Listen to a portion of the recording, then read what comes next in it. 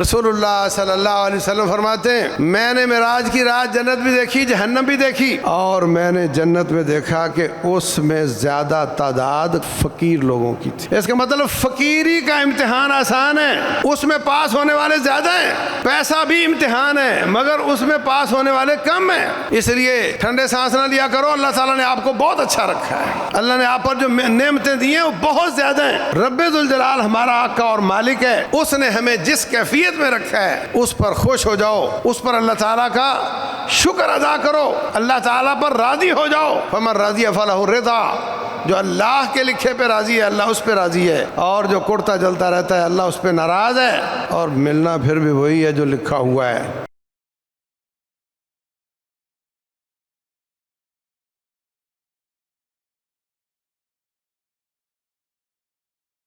اعوذ باللہ السمیع العلیم من الشیطان الرجیم والذین اذا انفقوا لم يسرفوا ولم يقتروا وكان بین ذلك قواما۔ محترم سامعین اور سامعات، اللہ تبارک و تعالیٰ نے ہمیں دنیا میں بھیجا ہے آخرت بنانے کے لیے۔ یہ امتحان ہے، اس میں زندگی کے حساب سے گزارا کیا جائے اور ساری محنتیں کوششیں اسٹیٹس مینٹین کرنا یہ سب آخرت کے لیے رکھا جائے۔ ربنا آتنا فی الدنیا حسنہ وفی الآخرۃ حسنہ وقنا عذاب النار کا معنی دنیا میں اسٹیٹس مینٹین کرنا نہیں ہے، یہ دعا اس کا زیادہ حقدار رسول اللہ صلی اللہ علیہ وسلم ہیں۔ کیا انہوں نے دنیا میں اسٹیٹس مینٹین کیے؟ ان دعاؤں کے زیادہ حقدار ابو بکر، عمر، عثمان، علی، طلحہ، زبیر اور نیک پاک بعد لوگ ہیں، مگر ان کی کیفیت کیا ہوتی تھی؟ اس وقت دنیا میں بڑا بننے کا شوق غریب کو بھی ہے، امیر کو تو ہے ہی۔ وہ رب ذوالجلال نے اس کے لیے جو پیدا ہونے سے پہلے لکھا تھا وہ تھوڑا لکھا ہے، ورنہ یہ تو چھلانگے لگاتا ہے کہ رات گزرے اور میں کروڑ پتی ہو جاؤں، الا ماشاء اللہ کوئی بچا ہوگا، ورنہ سب کی خواہش یہی ہے۔ اگر اس کو پوچھا جائے کہ راتوں رات امیر ہونا چاہتے ہو، بولے ہاں بالکل۔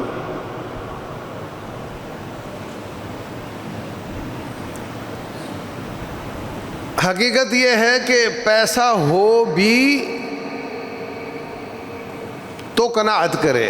ایک ہے قناعت پیسہ نہ ہونے پر، پیسہ ہونے پر قناعت کرنا مشکل ہوتا ہے۔ پیسہ نہ ہو تو پھر آپ کے پاس دوسرا آپشن ہی نہیں ہے، قناعت ہی قناعت ہے۔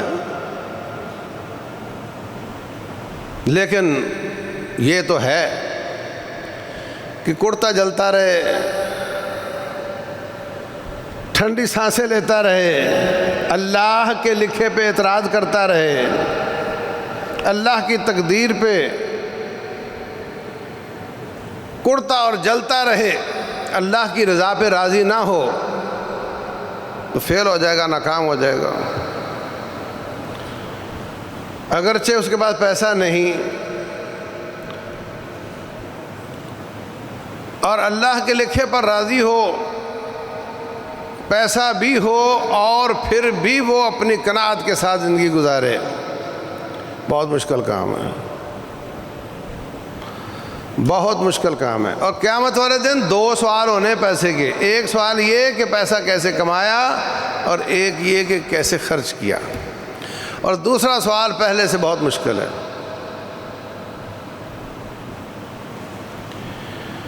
اسلام نے تصور یہ دیا ہے کہ یہ پیسہ تیرا ہے ہی نہیں، تو خود غلام ہے، تیرا مال بھی میرا، تو بھی میرا ہے۔ تو دل کے نیک اعمال کیا کیا ہیں ان کا سلسلہ چل رہا ہے۔ اعمال قلوب میں اخلاص کی بات ہوئی، تقویٰ للہیت اللہ کی نگرانی کی بات ہوئی، تو یہ بھی قناعت اور غنا یہ بھی دل کا عمل ہے، یہ ہاتھوں کا عمل نہیں ہے۔ دل سخی ہوتا ہے، بس اوقات اس کے پاس پیسہ نہیں ہوتا۔ دل کنجوس ہوتا ہے، اگرچہ اس کے پاس بہت پیسہ ہوتا ہے۔ دل کا منشرح ہو جانا، سینے کا کھل جانا، اس کا پیسے سے تعلق نہیں ہے، اور یہ بہت بڑی نعمت ہے۔ اگر پیسہ بھی ہو اور سینہ بھی کھلا ہو تو ڈبل نعمت ہو گئی، اور اگر سینہ تنگ ہو پیسہ آ جائے کچھ فائدہ نہیں۔ پیسہ نہ ہو سینہ کھلا ہوا ہو یہ بہت مفید ہوتا ہے۔ اللہ تبارک و تعالیٰ نے اپنے پیارے حبیب محمد صلی اللہ علیہ وسلم کو جو جو نعمتیں یاد کروائی ہیں، جن کا احسان جتلایا ہے، انسان کو احسان جتلائے تو یہ حرام ہے۔ لا يدخل الجنت منان، احسان جتلانے والا جنت میں نہیں جائے گا، لیکن رب کا نام ہی منان ہے، وہ احسان جتلاتا ہے، کیونکہ سب اسی کے احسانات ہیں۔ اللہ اکبر۔ اللہ فرماتے ہیں أَلَمْ نَشْرَحْ لَكَ صَدْرَكَ، نبی میں نے تیرا سینہ نہیں کھول دیا، سینے کو غنی کر دیا، سینہ کھول دیا، فیصلے کی قوت عطا کر دی۔ اللہ اکبر۔ اتنا کھلا سینہ ہے میرے مصطفیٰ علیہ السلام کا کہ اوطاس کے مارکے کی غنیمتیں آئیں۔ یہ مارکہ فتح مکہ سے چند دن بعد ہوا تھا۔ بہت زیادہ اونٹ اور بکریاں اور گائیاں اور پیسہ اور لونڈیاں اور غلام۔ چند دن پہلے فتح مکہ کے موقع پر جو لوگ مسلمان ہوئے، ظاہر سی بات ہے ان کا مقام وہ تو نہیں جو 10 سال پہلے 8 سال پہلے مسلمان ہوئے تھے۔ جو پہلے کے مسلمان تھے ان کی اسلام میں قربانیاں تھیں۔ جب اسلام ابھرتا ہوا نظر نہیں آ رہا تھا، مسلمانوں کو عذاب دیا جاتا تھا، جو اس وقت مسلمان ہوئے ان کا مقابلہ وہ لوگ نہیں کر سکتے جو اسلام کی شان و شوکت اور مکہ کے فتح ہونے کے بعد پھر مسلمان ہوئے۔ لیکن آپ نے ان کو کتنا نوازا۔ غنیمتوں میں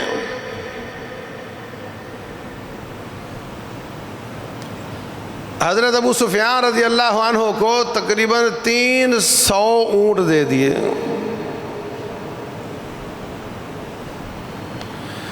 ابو سفیان رضی اللہ عنہ پچھلے سارے مارکوں میں دشمن کی طرف سے آتے رہے ہیں،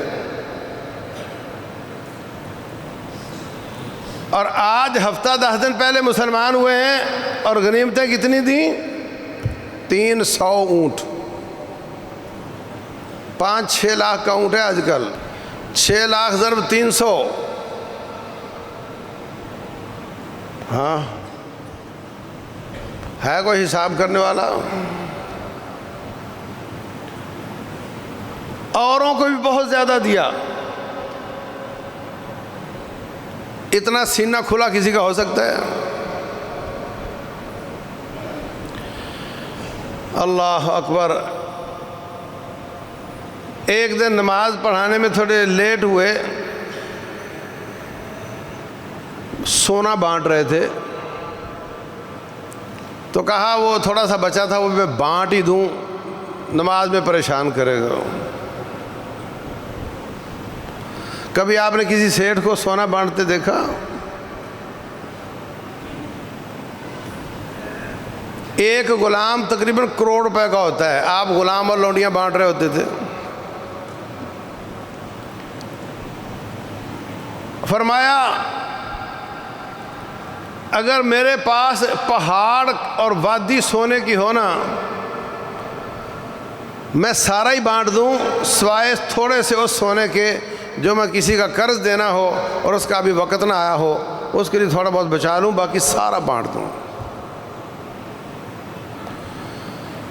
بانٹتے جا رہے ہیں حتیٰ کہ رش لگ گیا۔ یہاں تو بریانی بانٹے تو رش لگ جاتا ہے نا، اور چھینا جھپٹی شروع ہو جاتی ہے نا، سونا بٹ رہا ہے۔ حتیٰ کہ آپ کے کندھے کے اوپر جو چادر مبارک تھی اس کو بھی وہ رش میں ادھر ادھر ہو گئی۔ تو آپ نے فرمایا میری چادر واپس دے دو، میرے پاس کچھ ہو اور میں نہ دوں یہ ہو نہیں سکتا۔ ہمارے نبی ایسے نبی ہیں جن کی ڈکشنری میں، جن کی لغت میں نہیں ہے ہی نہیں، نہیں ہے ہی نہیں۔ ایک شخص نے آپ کو قمیص دیا بنا کر کے، تھوڑا خوبصورت بنا دیا۔ ایک آدمی آ کر کہتا ہے حضرت یہ اچھا آپ کو ضرورت بھی تھی، کہتا ہے حضرت یہ قمیص مجھے دے دیں۔ اللہ اکبر، آپ کسی جماعت کے امیر کو کہہ سکتے ہیں ہاں یہ جو آپ نے کپڑے پہنے مجھے دے دیں؟ آپ اندر تشریف لے گئے، قمیص اتار کر کے دوسرا پہنا، واپس آ کر کے اس کو دے دیا۔ ساتھیوں نے اس کو کہا تو نے اچھا نہیں کیا، قمیص اتروا لیا یار،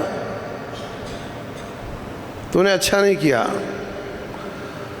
وہ کہتا ہے بات تو مجھے بھی محسوس ہو رہی ہے میں نے اچھا نہیں کیا، لیکن میں ابھی چلا جاؤں گا، اور میں نے سوچا کہ وہ کپڑا جو آپ کے جسم کے ساتھ لگا ہو، جس پر پسینہ مبارک لگا ہو، وہ ساتھ لے جاؤں تاکہ اس میں مجھے کفن دیا جائے۔ اتنا سینہ کھلا ہوا ہے،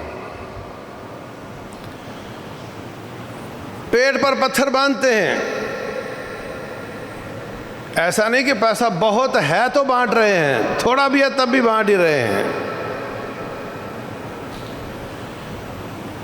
ابو ہریرہ رضی اللہ تعالیٰ عنہ یہ صفہ کے طالب علم تھے، مدینہ میں مسجد نبوی میں جو طالب علم پڑھتے تھے، ان کے لیے کوئی اسپیشل نان بائی تندورچی نہیں ہوتا تھا، کبھی کوئی صدقہ آ گیا تو کھا لیا۔ کوئی انصاری کھجور کا خوشہ مسجد نبوی کے دروازے پہ لٹکا دیتا، جو گزرتے تھوڑا بہت اتار کے لے جاتے۔ یہ قناعت ہے۔ ہمارے ہاں تو وہ چٹ ہو جائے فوراً، ہم تو کچھ کھا لیں گے، کچھ جیب میں لے کر چلے جائیں گے اور ختم کر دیں گے اس کو، لیکن نہیں، اپنی ضرورت کے مطابق 2-4 کھجوریں لے لیتے، وہ خوشہ لٹکا رہتا۔ ایک دفعہ حضرت ابو ہریرہ رضی اللہ عنہ کہتے مجھے بڑی بھوک لگی، بہت زیادہ۔ باقی ساتھی جاتے تھے، گھاس کاٹتے، لکڑیاں کاٹتے، بیچ کر کے کچھ نہ کچھ کھا لیتے تھے، لیکن میں نے یہ طے کیا تھا کہ میں نے کہیں نہیں جانا، کیونکہ نبی صلی اللہ علیہ وسلم کے تشریف لانے کا کوئی ٹائم طے نہیں ہے۔ آپ جب بھی آتے ہیں کچھ بھی بولیں گے تو حدیث بن جائے گی، آیت نازل ہو جائے گی، میں نے محروم نہیں رہنا۔ کہتے مجھے بھوک لگ جاتی، میں بے ہوش ہو کے گر جاتا، لوگ بس اوقات میرے اوپر پاؤں رکھ کے گزر جاتے رش میں، لیکن میں نے طے کیا تھا کہ میں نے چوکھٹ نہیں چھوڑنی۔ میں نے ابو بکر گزرے تو میں نے ان سے آیت کا معنی پوچھا۔ آیت کا مطلب یہی تھا کہ وہ جیسے وَيُطْعِمُونَ الطَّعَامَ عَلَىٰ حُبِّهِ، کہ وہ لوگوں کو کھانا کھلاتے ہیں، اس طرح کی کوئی آیت پوچھی میں نے تو وہ معنی بتا کر نکل گئے۔ عمر بن خطاب آئے، ان سے میں نے پوچھی آیت، وہ بھی معنی بتا کر نکل گئے۔ اللہ اکبر، شدید بھوک ہے، کئی دنوں کے بھوکے ہیں اور پھر بھی ہاتھ نہیں کر رہے اور زبان سے نہیں کہہ رہے مجھے بھوک لگی ہے، آیت پوچھ رہے ہیں کہ شاید ان کو سمجھ آ جائے، ان کو بھی سمجھ نہیں آ رہی۔ پھر رسول اللہ صلی اللہ علیہ وسلم کا گزر ہوا، انہوں نے ان سے آیت پوچھی تو آپ مسکرا دیے۔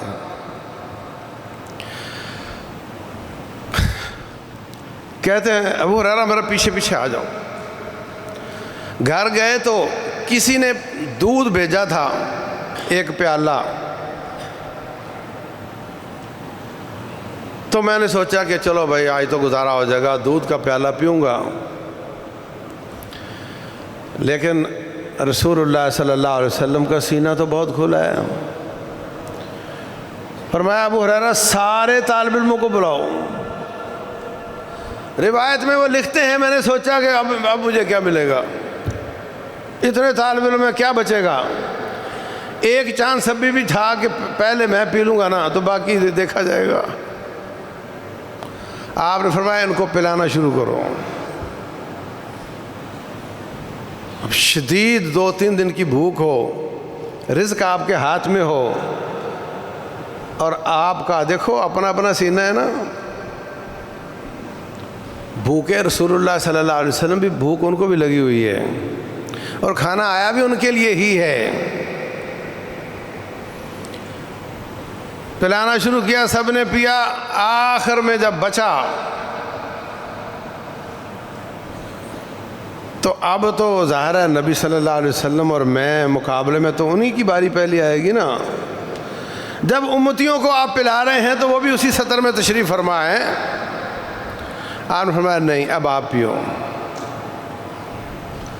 میں نے پیا، کہا اور پیو، میں نے پیا، کہا اور پیو۔ میں نے کہا حضرت اب تو کوئی جگہ خالی نہیں رہ گئی، سارا پیٹ بھر گیا ہے۔ پھر میں نے آپ کو دیا اور آپ نے تناول فرمایا اور وہ پیالہ ختم ہوا۔ اندازہ لگائیں کہ قلت کے باوجود اتنا بڑا سینہ ہے کہ لوگ پہلے میں بعد میں، اور قلت کے باوجود ابو ہریرہ رضی اللہ تعالیٰ عنہ کسی سے مانگ نہیں رہے۔ رسول اللہ صلی اللہ علیہ وسلم فرماتے ہیں جو لوگوں سے اس لیے پیسے مانگتا ہے تاکہ اس کے پیسے زیادہ ہو جائیں، مجبوری نہیں ہے اس کی، زیادہ کرنے کے لیے مانگتا ہے، وہ سحت ہے، حرام ہے، چاہے تھوڑا کھا لے چاہے زیادہ کھا لے۔ تو قناعت یہ ہے کہ رب نے جو لکھا ہے، قناعت یہ نہیں کہ آپ کوشش نہ کرو، آپ محنت مزدوری نہ کرو، یہ قناعت نہیں ہے۔ آپ اپنی کوشش کرو مگر لالچی نہ بنو، حرام طریقے سے مت کھاؤ، لوگوں کے مال کی طرف مت دیکھو، تھوڑا ہے تو اس میں گزارا کرنے کی کوشش کرو۔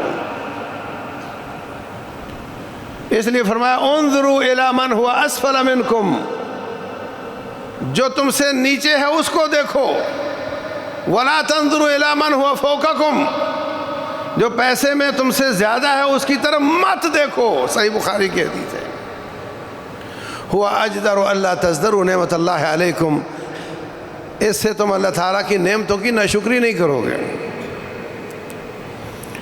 اور میرے عزیز بھائی، سودی معیشت، سود اس معاشرے کے ہڈوں اور رگوں رگوں میں بس چکا ہے، کوئی شخص محفوظ نہیں ہے،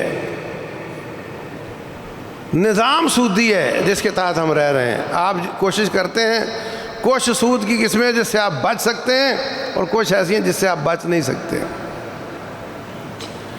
اس کی وجہ سے روپیہ ڈی ویلیو ہوتا ہے، انفلیشن آتی ہے، روپیہ ڈی ویلیو ہوتا ہے تو ہر چیز مہنگی ہوتی ہے۔ آپ کی جیب میں 1000 روپے کا نوٹ ہے، لکھا اس پر 1000 ہی ہوگا مگر وہ 800 کا ہو چکا ہوگا۔ پھر وہ 700 کا ہو چکا ہوگا، پھر وہ 500 کا ہو چکا ہوگا، لکھا 1000 ہی ہوگا۔ چیزیں مہنگی نہیں ہوتی، روپیہ سستا ہو جاتا ہے۔ ہر شخص کی زبان پر ہے، گزارا نہیں ہوتا۔ تو اس کا حل کیا ہے؟ اللہ تبارک و تعالیٰ کو سود ختم کرنے کا وسیلہ بنا دے، لوگوں کو چین کا سانس لینے کا موقع ملے، اور دوسرا یہ ہے کہ ہم اپنا سٹیمنا زیادہ کر لیں، یا مصیبت چھوٹی ہو جائے یا صبر بڑا ہو جائے، یا مصیبت چھوٹی ہو جائے یا صبر بڑا ہو جائے۔ یاد رکھو، یہ جہان کمائی کا جہان ہے، یہ اسٹیٹس مینٹین کرنے کا نہیں ہے۔ اچھا بڑا بنگلہ، بڑی گاڑی، بڑا گھر، بڑا اچھا کھانا، اس کے لیے محنتیں اور کوششیں کرنا، اس کو دنیا کا ٹارگٹ بنا لینا، اس کو زندگی کا مقصد بنا لینا، اس کے لیے کمیٹیاں ڈال ڈال کے قرضے سود پر لے لے کر، یہ اس کام کے لیے نہیں ہے۔ یہ جہان آخرت کو اچھا کرنے کے لیے ہے۔ رسول اللہ صلی اللہ علیہ وسلم اور ان کے ساتھیوں کی سیرت دیکھیں تو ہمیں یہی کچھ نظر آتا ہے۔ بنو نذیر یہودیوں کا قبیلہ تھا۔ ہجرت کے بعد بدر ہوئی، مکے والوں کا مقابلہ ہوا، تو مدینہ میں سے بنو نذیر نے سر اٹھا لیا، ان کو نکال دیا۔ پھر احد ہوئی، مکہ والوں سے مقابلہ ہوا، پھر بنو قینقاع انہوں نے سر اٹھا لیا، ان کو نکال دیا۔ پھر احزاب ہوئی، مکے والوں کا مقابلہ کیا، پھر یہودیوں کا تیسرا قبیلہ وہ اٹھا، پھر اس کو نکال دیا۔ باریاں لگا لگا کے آپ نے کفر کی صفائی کر دی۔ تو جب بنو نذیر کے باغات آپ کو ملے، عائشہ صدیقہ رضی اللہ عنہ فرماتی ہیں اس وقت تک ہم نے کبھی پیٹ بھر کر کھانا نہیں کھایا تھا۔ جب بنو نذیر کے باغات ملے تو اس کے بعد ہم نے پیٹ بھر کر کھانا شروع کیا۔ یہ ٹرننگ پوائنٹ تھا۔ آپ کی زندگی کا قناعت کا جو نظام تھا وہ بنو نذیر کے باغات کی فتح سے پہلے آپ کا فقر، آپ کی قناعت اختیاری نہیں، اجباری تھی۔ تھا ہی کچھ نہیں، نخرے کیسے کرنے ہیں، تھا ہی نہیں، پیٹ پر پتھر باندھے جاتے تھے۔ عائشہ صدیقہ رضی اللہ عنہ فرماتی ہیں 3 چاند دیکھ لیتی تھی اور گھر میں چولہا آگ نہیں جلتی تھی۔ آپ نے کبھی دیکھا کہ ہمارے گھر 1 ہفتہ گزرے اور آگ نہ جلی ہو؟ حالانکہ برگر بھی آتے ہیں، پیزے بھی آتے ہیں، سب کچھ آتا ہے، اس کے باوجود گھر میں آگ جلتی ہے۔ وہ فرماتی ہیں 3 چاند دیکھ لیتی تھیں، گھر میں آگ نہیں جلتی تھی۔ اماں پھر آپ کیسے گزارا کرتی تھی؟ کہا کھجور کھا کے پانی پی لیا کرتے تھے۔ یہ فقر اجباری تھا ہی نہیں، مال تو کیا کہاں سے کھائیں۔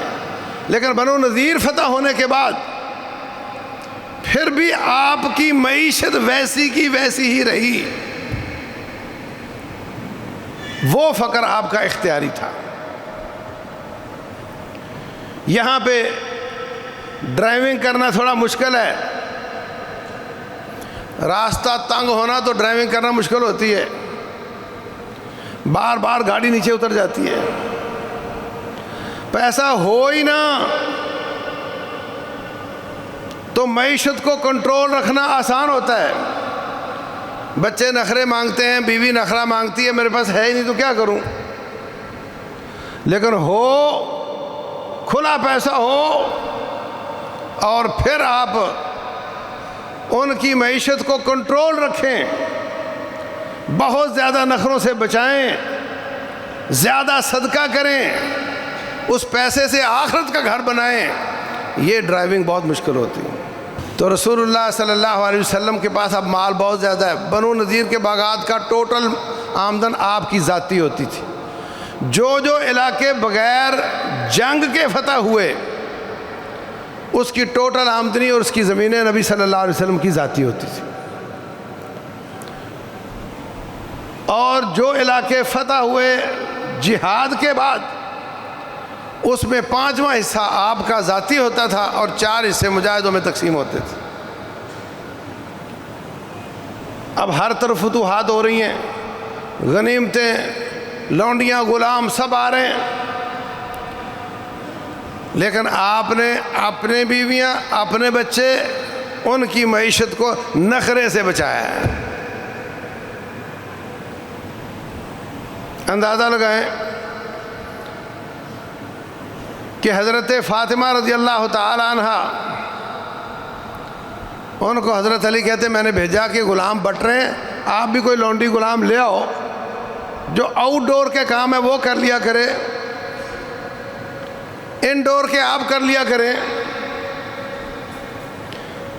4-4.5 کلومیٹر دور سے پانی بھر کر لاتی ہیں, مشکیزے کی بیلٹ سے کپڑا پھٹ جاتا ہے, لکڑیاں بھی اکٹھی کرنی ہوتی ہیں, چکی بھی پیسنی ہوتی ہے, تو باہر والے کام وہ کر لیا کرے گی, اندر والے آپ کر لیا کرنا. حضرت فاطمہ جاتی ہیں, غلام لونڈیاں بٹ رہے ہیں, والد محترم کے پاس کھڑی ہو جاتی ہیں, بات کوئی نہیں کی, تھوڑی دیر کھڑا رہنے کے بعد واپس آ جاتی ہیں. رات کا وقت ہے, نبی صلی اللہ علیہ وسلم وہاں سے لیٹ فارغ ہو کر آتے ہیں. حضرت علی اور فاطمہ رضی اللہ عنہما دونوں لیٹے ہوئے ہیں. آپ تشریف لائے, انہوں نے بستر سے اٹھنے کی کوشش کی, آپ نے فرمایا نہیں لیٹے رہو. دونوں کے بیچ میں بیٹھ جاتے ہیں, نہایت اپنائیت اور پیار کے ساتھ پوچھتے ہیں کہ بیٹی میں نے دیکھا آپ آئی تھی, پھر میں مصروف ہو گیا اور آپ نکل آئی, خیر تھی؟ حضرت علی رضی اللہ عنہ کہتے ہیں کہ اس نے بتانا ہوتا تو وہیں بتا دی ہوتی.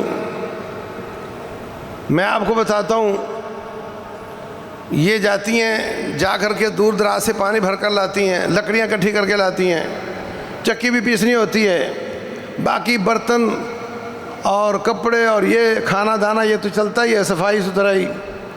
تو میں نے کہا تھا کہ آپ بھی ایک غلام یا لونڈی لے آئیں, اور یہ گئی ہیں اور انہوں نے جا کر بات بھی نہیں کی. اللہ اکبر. اگر ہم ہوتے ان کی جگہ پہ تو کہتے پہلی بات تو آپ مجھے یہ بتائیں کہ تو نے میری بچی کو اتنا تنگ رکھا ہوا ہے, ہاں, گھر میں پانی بھی نہیں لا کر دیتے ہو, یہ سارے کام بھی یہی کرتی ہے. کئی میرے پاس کیس آتے ہیں, ایسے لوگ تھوڑی سی بچی کی تکلیف طلاق لے کے بیٹھ جاتے ہیں. آپ نے حضرت علی کو اف تک نہیں کی, کیونکہ یہی روٹین تھی کہ کمائی کرنی ہے مرد نے اور باقی کام سارے عورت نے کرنے. پھر ہم جیسے ہوتے تو کہتے میں صدقے واری جاؤں, میں کتار لگا دیتا ہوں لونڈیوں غلاموں کی, آپ پسند تو کرو, آپ بولو تو صحیح, باقی ساری دنیا بعد میں, میری بیٹی پہلے. اور وہ بیٹیوں جیسی بیٹی بھی نہیں تھی, آپ کا جگر گوشہ ہے. لیکن قربان جاؤں, یہ قناعت مینٹین کرنا بہت مشکل کام ہے. فرمایا بیٹی آپ کو میں غلام اور لونڈی سے زیادہ بہتر نہ بتا دوں؟ اللہ اکبر. جس چیز کو رسول اللہ صلی اللہ علیہ وسلم زیادہ بہتر کہیں گے, پھر آپ کیسے کہہ سکتے ہو کہ مت بتائیں آپ؟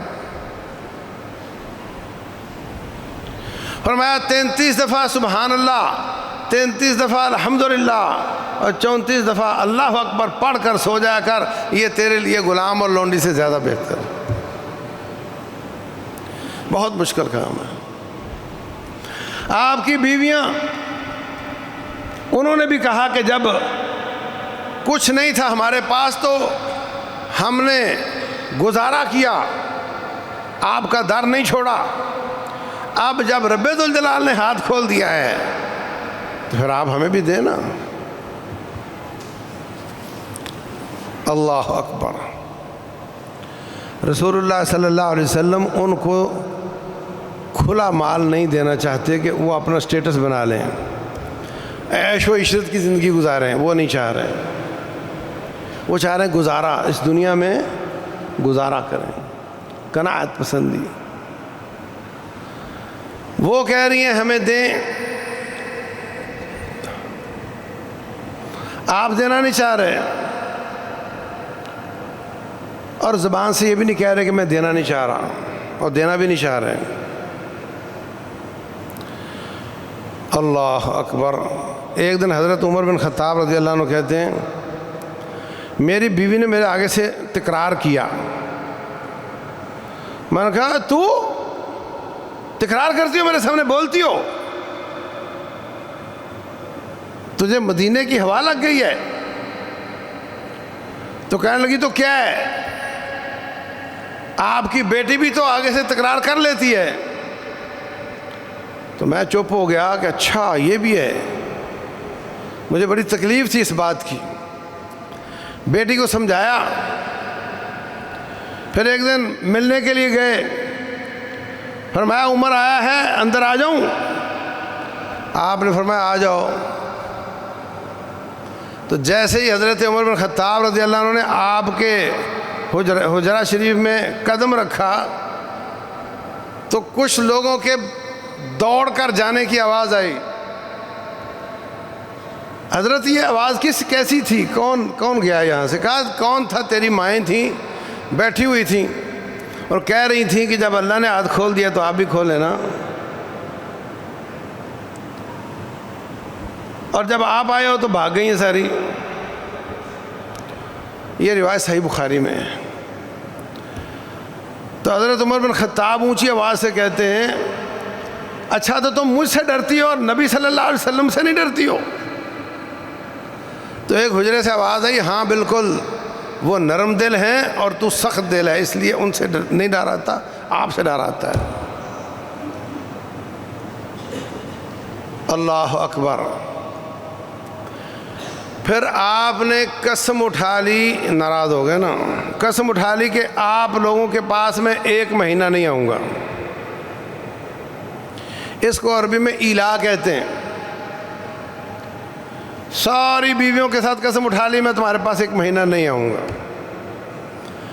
بات مشہور ہو گئی کہ آپ نے اپنی بیویوں کو طلاق دے دی، حالانکہ نہیں دی تھی۔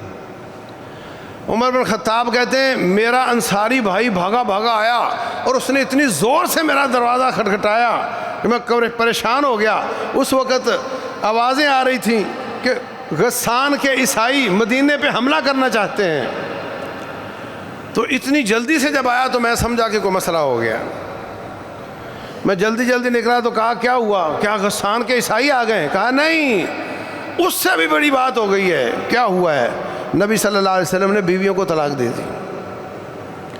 بڑا پریشان ہوا، مسجد نبوی میں گیا، لوگ گھٹنوں میں سر دے کے رو رہے ہیں کہ اللہ کا رسول ناراض ہو گیا، پتہ نہیں کیا عذاب آ جائے گا، کیا بنے گا ہمارا۔ میں نے آپ کے گھر جانے کی اجازت مانگی، نہیں ملی، پھر مانگی نہیں ملی، پھر مانگی نہیں ملی۔ پھر ایک آدمی آیا، کہنے لگا جی اب آپ کو اجازت، آپ اندر آ جاؤ۔ گیا تو آپ اس کمرے میں بیٹھے ہوئے تھے، تشریف فرما تھے۔ چٹائی کے اوپر بستر نہیں ہوتا تھا، کھجور کے پتوں کی چٹائی، چھوٹے چھوٹے گروندے تھے۔ حسن بصری رحمہ اللہ فرماتے ہیں عثمان بن عفان رضی اللہ عنہ کے دور میں میں نبی صلی اللہ علیہ وسلم کے حجروں میں داخل ہوا، میرا ہاتھ چھت کو لگتا تھا، اور دیواریں کھجور کی اور پتھر کی، اور باہر کپڑے لٹکا کر کے گزارا کیا ہوا تھا، بالوں کے بنے ہوئے کپڑوں کے ساتھ پردہ کیا ہوا تھا۔ تو میں جب اندر داخل ہوا دیکھا ایک جگہ تھوڑا سا بکری کے کھال کو کوئی مسالہ لگا کے رکھا ہوا ہے، ایک کونے میں تھوڑے سے جौ پڑے ہوئے ہیں اور آپ کی کمر مبارک پہ چٹائی کا چھاپا بنا ہوا ہے. میں بڑا پریشان ہوا, میں رونے لگ گیا. کہا عمر کیا ہوا؟ کہا بس آپ نا اللہ سے دعا کریں, ادعو اللہ ان یوسع علی امتک, اللہ آپ کی امت پر وسعتیں کر دے. ہاں ہوا کیا؟ کہا ہونا کیا ہے, کیسر و کسرا بہاروں میں بہاریں لوٹتے, خزاؤں میں چاندی کی زمین اور سونے کے پودے اور ہیروں کے پھول اس میں سیر کرتے ہیں, اور آپ دو جہانوں کے سردار ہیں اور آپ کی چٹائی پہ بستر نہیں ہیں. فرمایا آوا فی شک انت ابن الخطاب, ابن خطاب کیا ایمان میں ڈھل مل ہو گئی ہے؟ کس کے ساتھ تقابل کر رہے ہو؟ اولئک قوم عجلت لهم طیباتهم فی حیاتہم الدنیا, ان کے لیے اللہ تعالیٰ نے ان کی تمام کوششوں, کاوشوں, محنتوں اور عوامی فائدوں کے جتنے کام ریلیف کے کیے ہیں ان کا اجر ان کو دنیا میں دے دیا ہے, ان کے لیے آخرت میں کچھ نہیں ہے. تو اس بات پہ خوش نہیں ہوتا کہ اللہ نے ان کو دنیا دی ہے اور ہمیں ہمیشہ رہنے والی آخرت دی ہے. پھر مہینے کے بعد آپ واپس تشریف لائے, اللہ تعالیٰ نے یہ آیت نازل کر دی, یا ایھا النبی قل لازواجک ان کنتن تردن الحیات الدنیا وزینتها, اے نبی میری طرف سے اپنی بیویوں کو کہہ دو اگر دنیا کا معیار چاہتی ہو تو پھر یہ گھر نہیں ملے گا, اور اگر یہ گھر چاہیے تو پھر یہ بھول جاؤ, فاقہ مستی ہی چلے گی. تو سب بیویوں نے, آپ نے سب کو اختیار دیا, سب نے کہا ہم آپ کا گھر نہیں چھوڑنا چاہتی, آئندہ ہم آپ سے کبھی پیسے کا مطالبہ نہیں کریں گے. تو جب انہوں نے ان کی تربیت رب نے کر دی تو پھر آپ نے ان پر ہاتھ کھول دیا. آپ ان کو ان کی ضرورت سے 10-20 گنا زیادہ دیا کرتے تھے, مگر آپ دے دیتے اور وہ صدقہ ہی کر دیتی تھیں. آپ نے گھر تشریف لانا ہے, آپ پوچھتے کھانے کے لیے کچھ ہے, کہتی ہیں جی کچھ بھی نہیں ہے. آپ فرماتے چلو پھر میں آج کے دن کو روزہ بنا لیتا ہوں. عمر بن خطاب رضی اللہ عنہ